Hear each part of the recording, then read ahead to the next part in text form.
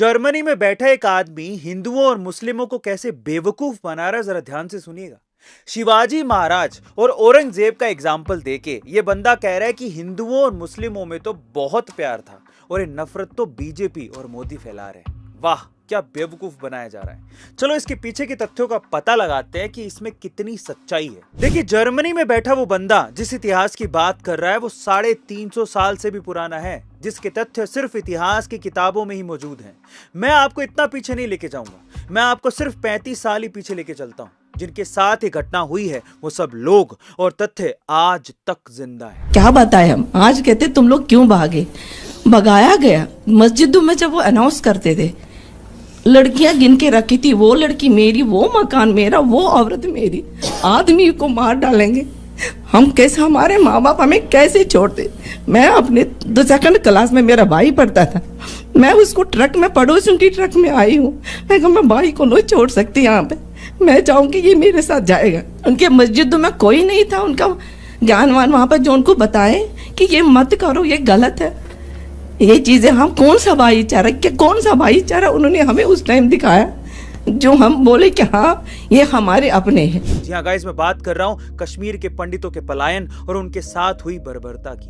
पहले जो घटनाक्रम हुआ है उसे सिलसिलेवार तरीके से समझते हैं और फिर जानेंगे कि इसके पीछे का जिम्मेदार कौन है। क्या इसके पीछे मोदी जिम्मेदार है? देखिए, कश्मीर में हिंदुओं पर कहर टूटने का सिलसिला 1989 में जिहाद के लिए गठित जमाते इस्लामी ने शुरू किया था, जिसने कश्मीर में इस्लामिक ड्रेस कोड लागू कर दिया था। उसने ये नारा दिया था कि हम सब तो एक हैं, तुम भागो या। 14 सितंबर 1989 को भाजपा के राष्ट्रीय कार्यकारिणी के सदस्य और वकील कश्मीरी पंडित तिलक लाल टपलू की JKLF ने हत्या दी थी। इसके बाद जस्टिस नीलकांत गंजू की भी गोली मारकर हत्या दी गई। उस दौर के अधिकतर हिंदू नेताओं की हत्या हुई और 300 से अधिक हिंदू महिलाओं और पुरुषों को आतंकवादियों ने मारा। मीडिया रिपोर्ट्स के मुताबिक उसी दौरान एक कश्मीरी पंडित नर्स के साथ आतंकवादियों ने सामूहिक बलात्कार किया और उसके बाद मार मार कर उसकी हत्या कर दी। घाटी में कई कश्मीरी पंडितों की बस्तियों में सामूहिक और लड़कियों के अपहरण किए गए। फिर उसके बाद एक स्थानीय उर्दू अखबार हिजबुल मुजाहिदीन की तरफ से एक प्रेस विज्ञप्ति निकाली गई, जिसमें लिखा गया कि सभी हिंदू अपना सामान बांधें और कश्मीर छोड़कर चले जाएं। एक अन्य स्थानीय समाचार पत्र अलसफा ने भी इस निष्कासन के आदेश को दोहराया। मस्जिदों में भारत एवं हिंदू विरोधी भाषण दिए जाने लगे और फिर सभी कश्मीरियों को कहा गया कि इस्लामिक ड्रेस कोड अपनाएं। फिर कश्मीरी पंडितों के घर के दरवाजों पर नोट लगा दिए गए, जिसमें लिखा गया कि या तो मुस्लिम बन जाओ, नहीं तो कश्मीर छोड़ दो। और इस आग में घी डालने का काम किया पाकिस्तान की तत्कालीन प्रधानमंत्री बेनजीर भुट्टो ने। पाकिस्तान की तत्कालीन प्रधानमंत्री बेनजीर भुट्टो ने टीवी पर कश्मीरी मुस्लिमों को भारत से अलग होने के लिए भड़काना शुरू कर दिया।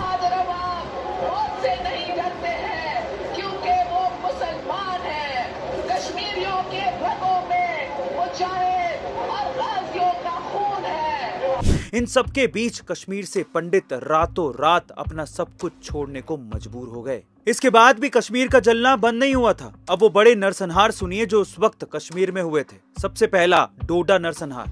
अगस्त 14, 1993 को बस रोककर 15 हिंदुओं की हत्या कर दी गई थी। संग्रामपुर नरसंहार। मार्च 21, 1997 को घर में घुसकर 7 कश्मीरी पंडितों को किडनैप करके गया था। वंधामा नरसंहार। जनवरी 25, 1998 को हथियारबंद आतंकवादियों ने 4 कश्मीरी परिवार के 23 लोगों को भून डाला था। प्राणकोट नरसंहार। अप्रैल 17, 1998 को उधमपुर जिले के प्राणकोट गांव में एक कश्मीरी हिंदू परिवार के 27 लोगों को के घाट उतार दिया गया था। इसमें 11 बच्चे भी शामिल थे। इस नरसंहार के बाद डर के मारे पोनी और रियासी के 1000 हिंदुओं ने पलायन कर लिया था। मेरे सक्के भाई की लड़की थी, फैमिली थी, हमारे 7 आदमी थे, खुद अपने परिवार के रिश्तेदार। एक ही रौला हो गया कि प्राणकोट के अंदर सब लोगों को मिलिटेंटों ने दिया। एक 9 महीने का छोटा सा बच्चा था, उसको भी दिया था। फिर उसके बाद सन 2000 में अनंतनाग के पहलगाम में 30 अमरनाथ यात्रियों की आतंकवादियों ने कर दी थी। फिर 20 मार्च सन 2000 चित्ती सिंहपोरा नरसंहार। होली मना रहे 36 सिखों की गुरुद्वारे के सामने आतंकवादियों ने हत्या कर दी। 2001 में डोडा में 6 हिंदुओं की आतंकवादियों ने गोली मारकर कर दी। फिर 2001 में फिर से जम्मू कश्मीर रेलवे स्टेशन पर नरसंहार हुआ। सेना के भेष आतंकवादियों ने रेलवे स्टेशन पर गोलीबारी कर दी। इसमें 11 लोगों की गई। 2002 में जम्मू के रघुनाथ मंदिर आतंकवादियों ने 2 बार हमला किया, पहला 30 मार्च और दूसरा 24 नवंबर को। इन दोनों हमलों में 15 से ज्यादा लोगों की मौत हो गई। फिर 2002 क्वासिम नगर नरसंहार, 29 हिंदू मजदूरों को डाला गया, इसमें 13 महिलाएं और एक बच्चा शामिल था। फिर 2003 नदी मार्ग नरसंहार, पुलवामा जिले के नदी मार्ग के गांव में आतंकवादियों ने 24 हिंदुओं को के घाट उतार दिया। और फिर अभी हुए पुलवामा आतंकी हमले के बारे में तो आप अच्छे से जानते ही हैं। गाइस, ये सब हुआ हिंदुओं के साथ और ये लिस्ट अभी भी बहुत लंबी है। पर अब सवाल ये उठता है कि कश्मीर वैली में कट्टरपंथी की ये सोच क्या सिर्फ एक रात में पनपी थी? वो कश्मीर जहां पर हिंदू पंडित और मुस्लिम समुदाय के बीच बहुत ज्यादा प्यार हुआ करता था। ये लोग पहले एक साथ एक ही थाली में खाना खाया करते थे, एक साथ त्योहार मनाते थे, एक दूसरे की शादियों में शिरकत करते थे। अचानक से ऐसा क्या हुआ कि वो हिंदू मुस्लिम प्यार खत्म हो गया और कश्मीरी पंडितों को ये दिन देखना पड़ा? अब कश्मीर की इस हालत के पीछे एक्चुअली 4 सबसे बड़ी वजह है। पहली वजह है हिंदू खुद, दूसरी वजह है अमेरिका, तीसरी वजह है इस्लामिक कट्टरपंथी सोच और चौथी और आखिरी वजह है घटिया राजनेता और घटिया राजनीतिक फैसले। अब आप में से कुछ लोग सोच रहे होंगे कि बाकी कारण तो समझ में आते हैं, पर अचानक से अमेरिका कहां से आ गया और हिंदू खुद अपनी बर्बादी के लिए कैसे जिम्मेदार हुआ? इसकी परतें इस वीडियो में खोलूंगा। पर एक बात मैं दावे के साथ कह सकता हूं कि ये पूरा वीडियो देखने के बाद आप बहुत सी चीजें सीख पाएंगे, क्योंकि इतिहास ही आपको बताता है कि आज आपको कौन सी गलतियां नहीं करनी जिससे किसी और हिंदू को अपनी जमीन छोड़कर पलायन ना करना पड़े। चलिए कश्मीर की इस हालत का पूरा इतिहास जानते हैं। सबसे पहले कश्मीर की इस हालत के लिए हिंदू कैसे जिम्मेदार है, इसके लिए पहले कश्मीरी पंडितों और कश्मीर का थोड़ा इतिहास आपको जानना होगा। मोहम्मद देन फोक अपनी मशहूर किताब कश्मीर कौम का इतिहास में पंडित शेख चैप्टर में लिखते हैं कि कश्मीर में इस्लाम आने से पहले सब हिंदू ही थे। इसमें हिंदू ब्राह्मण भी थे, इसके साथ ही दूसरी जाति के लोग भी थे, लेकिन ब्राह्मणों में एक फिरका ऐसा भी था जिनका पेशा पुराने जमाने में पढ़ना और पढ़ाना हुआ करता था। इन लोगों को पंडित कहा जाता था। 8वीं सदी के आसपास कश्मीर में तुर्किक और अरब से मुगलों के हमले बढ़ गए थे, लेकिन क्योंकि कश्मीर वैली पर्वतों से घिरी हुई थी तो उसे जीतना आसान नहीं था और 13वीं सदी तक भी मुगल कश्मीर को नहीं जीत पाए थे और वहां पंडित राजा सुखदेव के शासन में रह रहे थे।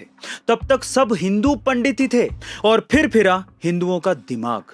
अब हिंदुओं की गलती सुनिए। राजा सुखदेव के शासन काल में पहले ब्राह्मणों पर टैक्स नहीं लगाया जाता था, पर राज्य के भले के लिए ब्राह्मणों पर टैक्स लगा दिया गया। बस ब्राह्मण राजा से इस बात से नाराज हो गए। उधर मुगल घात लगाए बैठे थे और एक मौके का इंतजार कर रहे थे। बस कश्मीर के अंदर भीतर घात हुआ। अंदर के लोगों ने ही मुगलों का साथ दिया और 14वीं सदी आते आते मुस्लिम शासन कश्मीर में पांव जमा चुका था। 14वीं सदी में कश्मीर के पहले मुगल शासक सुल्तान सिकंदर बुत्सिकान ने बड़े पैमाने पर लोगों को भागने पर मजबूर कर दिया था। वो सब देश के दूसरे हिस्से में चले गए थे और कईयों ने मुस्लिम धर्म स्वीकार कर लिया था। अब शासन का असर धर्म पर तो पड़ता ही है और तब बड़े पैमाने पर हिंदू पंडितों ने धर्म परिवर्तन किए और इस तरह से कश्मीर जहां एक भी मुस्लिम नहीं था वहां अधिकतर पंडित धर्म परिवर्तन करके मुस्लिम बन गए थे।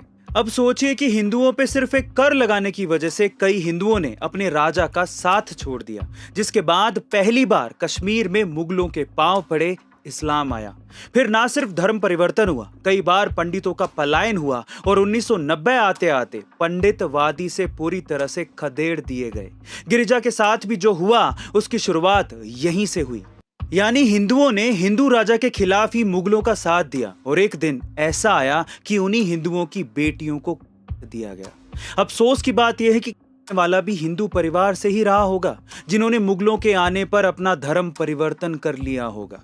कश्मीर के हिंदू मुस्लिम भाई भाई हैं क्योंकि दोनों के पूर्वज हिंदू ही हैं, पर फिर ये कट्टरता कहां से आई? वो आई अमेरिका की वजह से। बताता हूं इसके बारे में, पर इससे पहले बस एक बात कहना चाहता हूं। उस वक्त जो हुआ आज भी वही हो रहा है। एक हिंदू प्रधानमंत्री के खिलाफ हिंदुओं और मुस्लिमों जिनके पूर्वज हिंदू थे उन्हें भड़का रहा है ताकि अमेरिका, पाकिस्तान और चीन की चालें कामयाब हो सकें और भारत फिर से अस्थिर हो सके।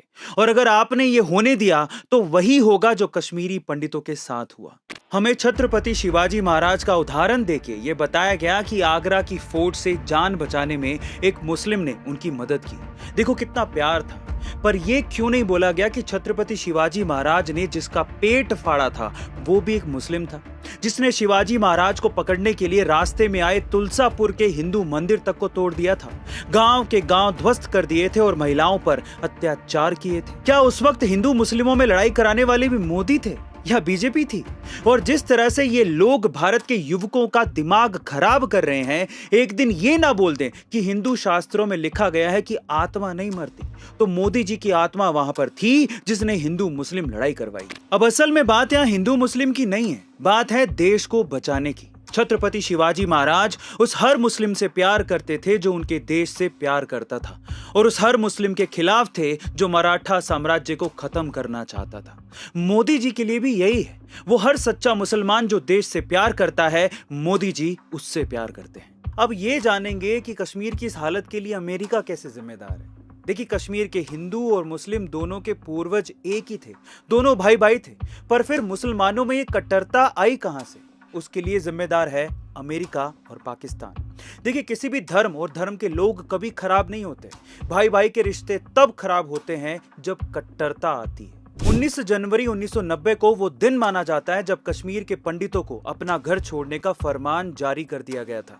पर ऐसी दुश्मनी हिंदू मुस्लिम में आजादी के समय नहीं थी, दोनों प्यार से रहते थे। कश्मीर को लेकर भारत और पाकिस्तान के बीच तो जंग 1947 से ही जारी है, पर कश्मीर में लोकल स्थिति इतनी खराब नहीं थी। तमाम कहानियां हैं कश्मीरी मुसलमानों और कश्मीरी पंडितों के प्यार की। पर 1980 के बाद माहौल बदलने लगा था और वजह था अमेरिका, जिसका साथ दिया पाकिस्तान ने। देखिए, उस समय रूस अफगानिस्तान पर चढ़ाई कर चुका था, पर अमेरिका नहीं चाहता था कि रूस अफगानिस्तान पर कब्जा करे।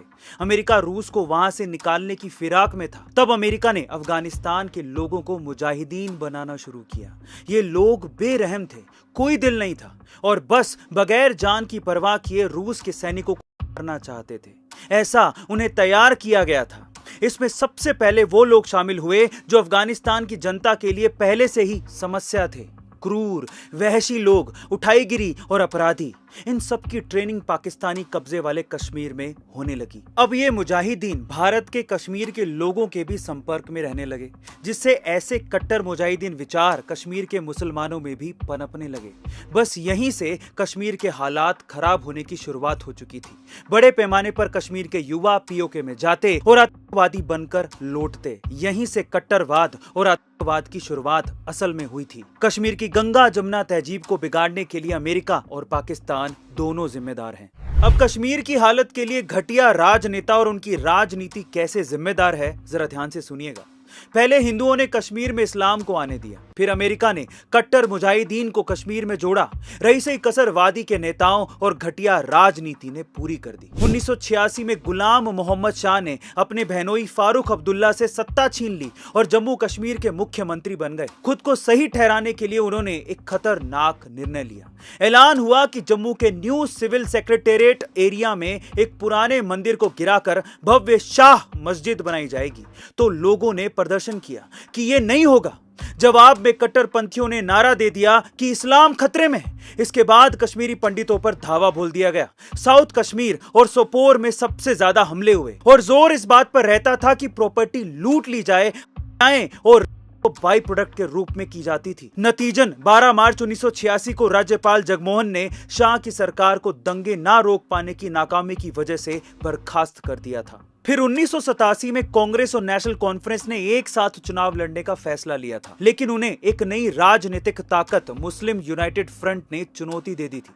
मुस्लिम यूनाइटेड फ्रंट में सैयद अली शाह गिलानी की जमाते इस्लामी, अब्दुल गनी लोन की पीपल्स लीग और मीर वाइज मोहम्मद उमर फारूक की अवामी एक्शन कमेटी शामिल थी। फारूक अब्दुल्ला ने इस मोर्चे को सत्ता से बाहर रखने के लिए कांग्रेस से हाथ मिलाया था, पर इस चुनाव में कांग्रेस पर बड़ी संख्या में गड़बड़ी के आरोप लगे थे। उस समय की एक कांग्रेसी नेता खेमलता वुकलू ने बीबीसी को बताया कि मुझे याद है कि 1987 का चुनाव भारी अनियमितताओं से भरा हुआ था।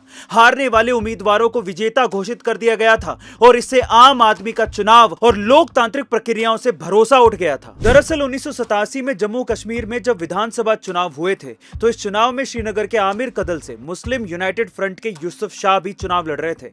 रुझानों में यूसुफ शाह आगे चल रहे थे, लेकिन ना जाने कांग्रेस और नेशनल कॉन्फ्रेंस ने ऐसी क्या कारस्तानी की कि यूसुफ शाह चुनाव हार गए।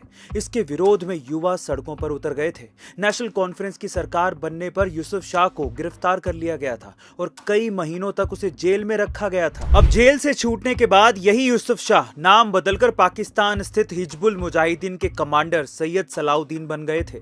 1987 के चुनावों में धांधली के आरोपों के साथ नेशनल कॉन्फ्रेंस और कांग्रेस गठबंधन जीत चुकी थी, पर जम्मू कश्मीर चुनाव में हुई इसी कथित धांधली को कुछ इतिहासकार कश्मीर में पंडितों के पलायन की अहम घटना मानते हैं, क्योंकि चुनावों में हुई इस धांधली की वजह से शिक्षित और बेरोजगार युवाओं का इससे मोह भंग हो गया था और उन्हें जेकेएलएफ ने लालच दे दिया था। फिर उनमें से कईयों को जिहाद की ट्रेनिंग लेने के लिए सरहद पार भेज दिया गया था। यही वो घटना थी जिसने कश्मीर की बर्बादी की और पंडितों के पलायन की नींव रखती थी। अब कट्टरपंथियों ने चुनावों में धांधली का आरोप लगाया। हर बात को इसी से जोड़ दिया गया कि इस्लाम खतरे में है। जुलाई 1988 में जम्मू कश्मीर लिबरेशन फ्रंट बना कश्मीर को भारत से अलग करने के लिए। कश्मीरियत अब सिर्फ मुसलमानों की होकर रह गई, पंडितों की कश्मीरियत को भुला दिया गया। फिर शुरू हुआ इन कट्टरपंथियों का जिहाद, जिसका पहला टारगेट थे कश्मीर के पंडित, क्योंकि कमजोर वर्ग को टारगेट करके खदेड़ा जाएगा तभी उनकी जमीन हड़प के अपने पांव कश्मीर में जमेंगे, यही प्लान था। 14 सितंबर 1989 को एक पंडित टीका लाल की कई लोगों के सामने कर दी गई थी, जो कि एक भाजपा कार्यकर्ता थे। हत्यारे पकड़े ही नहीं गए। ये कश्मीरी पंडितों को वहां से भगाने को लेकर पहली थी। इसके 1.5 महीने बाद रिटायर्ड जज नीलकंठ गंजू की कर दी गई, और ऐसा इसीलिए किया गया क्योंकि नीलकंठ जी ने जम्मू कश्मीर लिबरेशन फ्रंट के नेता मकबूल भट्ट को की सजा सुनाई थी। नीलकंठ जी की पत्नी को किडनैप कर लिया गया, वो कभी भी नहीं मिली। भट्ट के खिलाफ केस लड़ने वाले वकील प्रेमनाथ भट्ट को भी गया। 13 फरवरी 1990 को श्रीनगर के टेलीविजन केंद्र के निर्देशक लासा कोल की भी कर दी गई। ये तो बड़े नाम थे, साधारण लोगों की तो गिनती भी नहीं है। इसी दौरान जुलाई से नवंबर 1989 के बीच 70 अपराधी जेल से रिहा कर दिए गए। क्यों किए गए, इसका जवाब नेशनल कॉन्फ्रेंस की सरकार ने आज तक नहीं दिया है। फिर 4 जनवरी 1990 को उर्दू अखबार आफ्ताब में हिजबुल मुजाहिदीन ने छपवाया कि सारे पंडित कश्मीर की घाटी छोड़कर चले जाएं। अखबार अल सफा ने इसी चीज को दोबारा छापा। चौराहों और मस्जिदों में लाउड स्पीकर लगाकर यह कहा जाने लगा कि पंडित यहां से चले जाएं, नहीं तो बहुत बुरा होगा। इसके बाद कट्टरपंथी लगातार करने लगे। कहते थे कि पंडितों यहां से भाग जाओ, पर अपनी औरतों को यहीं पर छोड़ जाओ। वो कहते थे कि हमें पाकिस्तान चाहिए, पंडितों के बगैर, पर उनकी औरतों के साथ। गिरिजा टिक्कू का हुआ, फिर उसे मारा गया, और ऐसी अनेक घटनाएं हुई। एक आतंकवादी बिट्टा कराटे ने अकेले 20 लोगों को किया था। इस बात को वो बड़े घमंड के साथ सुनाता था। Jammu Kashmir liberation front in सारी घटनाओं में सबसे आगे था। सरकारी आंकड़ों के मुताबिक 60,000 परिवार कश्मीर छोड़कर भाग गए थे। 19 जनवरी 1990 को सबसे ज्यादा लोगों ने कश्मीर छोड़ा था। लगभग 4 लाख पंडित कश्मीर से विस्थापित हो गए थे। अब इतिहास में हुई इन सब घटनाओं को जोड़ के देखिए। पीओके की समस्या कांग्रेस के कार्यकाल में उन्हीं के कमजोर निर्णयों की वजह से हुई, जहां पाकिस्तान कट्टरपंथियों को ट्रेनिंग देता था। फिर कश्मीर के 1987 के चुनावों में धांधली की कांग्रेस ने, जिससे कश्मीर में आक्रोश बढ़ा और युवा मुजाहिदीन बनने चले गए। पर देखिए कि किया किसने, और भुगता कश्मीर के पंडितों ने, क्योंकि कश्मीर के युवाओं को सरहद पार यही सिखाया जाता था कि काफिर तो हिंदू है। सोचिए कैसी राजनीति है, और एक कैसा घटनाक्रम हुआ कि एक धर्म परिवर्तित हिंदू ही हिंदू का दुश्मन बन गया। आक्रोश किसी और पे था, पर भुगता कश्मीरी पंडितों ने। अब अगर कोई मुझसे पूछे कि कश्मीर के इस जेनोसाइड का क्लाइमेक्स क्या था, तो वो था भारत के पहले मुस्लिम गृह मंत्री मोहम्मद सईद की बेटी का अपहरण। 8 दिसंबर 1989 को भारत के गृह मंत्री मोहम्मद सईद की बेटी रुबैया सईद का अपहरण कर लिया गया था। अपहरण के बाद अपहरणकर्ताओं ने एक अखबार के कार्यालय को फोन किया और कहा कि वो दुनिया को बताएं कि जेकेएलएफ ने भारत के केंद्रीय गृह मंत्री मुफ्ती मोहम्मद सईद की बेटी का अपहरण कर लिया है। साथ ही ये भी कहा कि 5 आतंकवादियों की रिहाई के बदले ही गृह मंत्री की बेटी को छोड़ा जाएगा।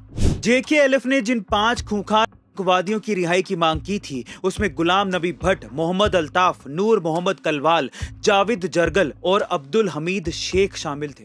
हालांकि बाद में आतंकवादियों ने जावेद जरगल के बदले अब्दुल अहद वाजा की रिहाई की मांग कर ली थी, और फिर गृह मंत्री की बेटी को बचाने के लिए भारत सरकार ने उन 5 खूंखार आतंकवादियों वादियों को छोड़ दिया था। रुबैया सईद का अपहरण कश्मीर में उपजे आतंकवाद के इतिहास की एक महत्वपूर्ण घटना इसीलिए मानी जाती है क्योंकि जब आतंकवादी देश के गृह मंत्री की बेटी को अगवा कर ले रहे हैं और सरकार को झुका दे रहे हैं तो बाकी क्या बचा। सईद के अपहरण के बाद कश्मीर में 5700 लोगों का अपहरण किया गया, जिसमें कई लोगों को मार दिया गया, जिसमें कश्मीर विश्वविद्यालय के कुलपति मुशीर उल हक का नाम भी शामिल है। आगे चलकर इन्हीं खूंखार अपराधियों ने कश्मीर को जलाया था। अब कुछ लोग यहाँ पर दलील देंगे कि तब तो जनता दल की सरकार थी और कश्मीर में राज्यपाल भी उनका था। तो सुनिए, जब सब कुछ बिगड़ चुका था, 1987 के चुनावों में धांधली से अधिकतर युवा कश्मीर से पीओके चला गया था, हालत बद से बदतर थी, तब 1989 में जनता दल की सरकार बनी थी। एटम बम तो तैयार हो चुका था, फटा जनता दल के राज में। दूसरी बात, सेंटर में सरकार होने से क्या होता है? कश्मीर जैसा स्टेट जहां पर धारा 370 लगी थी, वहां केंद्र सरकार क्या ही कर लेती। ऐसा नहीं है कि जनता दल सरकार ने कोशिश नहीं की, सिर्फ कश्मीर के मुसलमानों को खुश करने के लिए केंद्र सरकार ने कांग्रेस में सालों तक रहे मुफ्ती मोहम्मद सईद को अपनी सरकार में भारत का गृह मंत्री बनाया था ताकि कश्मीर का मुसलमान शांत रहे। पर यहां तो उल्टा ही हो गया, आतंकवादियों ने उन्हीं की बेटी को किडनैप करके खूंखार आतंकवादियों को छुड़वा लिया। वाह। अब इस पूरी वीडियो को देखने के बाद आप लोग बताओ कि कश्मीर में जो गिरजा के साथ हुआ या फिर कश्मीर में हिंदू मुस्लिम का जो फसाद हुआ उसके पीछे जिम्मेदार कौन है? दिल पे हाथ रख के कमेंट में बताओ कि पहली गलती किसकी है, कश्मीर के हिंदुओं की, कश्मीर के मुस्लिमों की, घटिया राजनीति की, अमेरिका की या पाकिस्तान की, या फिर मोदी या बीजेपी की? शताब्दियों से ही हिंदुओं को मुस्लिम बना के हिंदुओं के ही खिलाफ खड़ा किया जा रहा है। इसमें सबसे बड़ा जिम्मेदार हिंदू ही है जो धर्म परिवर्तन करके मुस्लिम बन गया है और चंद देश तोड़ने वाले सियासतदानों की वजह से अपने ही हिंदू भाइयों को अपना दुश्मन समझ बैठा है। एक चीज तो मैं अपने मुस्लिम भाइयों से कहना चाहता हूँ, प्यार बहुत था कश्मीर के हिंदू और मुसलमानों में, ये दरार किसने भरी ये आप अच्छे से जानते हो। थोड़ा सोच के देखो, अगर किसी घर में 2 बच्चे हैं और बाप सिर्फ एक बच्चे को प्यार करे और उसे सब कुछ दे और दूसरे के लिए कुछ ना करे तो उस घर में तो कलह होनी है। जिसे सब कुछ मिल जाए वो तो बिगड़ जाएगा, मनमानी करेगा, लेकिन जिसे नहीं मिला वो लड़ाई करेगा। कांग्रेस के राज में यही हुआ है हिंदुओं और मुसलमानों के साथ। इसका इलाज सिर्फ एक ही है, सबको बराबरी का मिले और सब एक दूसरे का सम्मान करें। और वो मैंने होता देखा है सिर्फ प्रधानमंत्री मोदी के कार्यकाल में। याद रखिए साहब, हिंदुस्तान जब तक है तभी तक हम सभी माइनॉरिटी सुरक्षित है। मेरे पंजाबी भाई, मेरे मुस्लिम भाई, मेरे जैन भाई, मेरे सिख भाई। और हिंदुस्तान तभी तक सुरक्षित है जब तक हिंदू सुरक्षित है। इसलिए सोच समझ के वोट देना। इस वीडियो को ज्यादा से ज्यादा लोगों के साथ शेयर करिए। स्पेशली मैं उस हर भारतीय पिता से कहना चाहता हूं कि अपनी फैमिली में ये 15 से 20 मिनट का वीडियो हर एक इंसान को दिखाइए ताकि उनकी आंखें खुले। देखिए, समझिए, भारत में लोकतंत्र को बचाना जितना जरूरी है उतना ही जरूरी सनातन धर्म को बचाना भी है। इसीलिए प्लीज हाथ जोड़ के विनती है, इस वीडियो को जरूर पूरा देखिए, सबके सब लोग। मिलते हैं अगली वीडियो।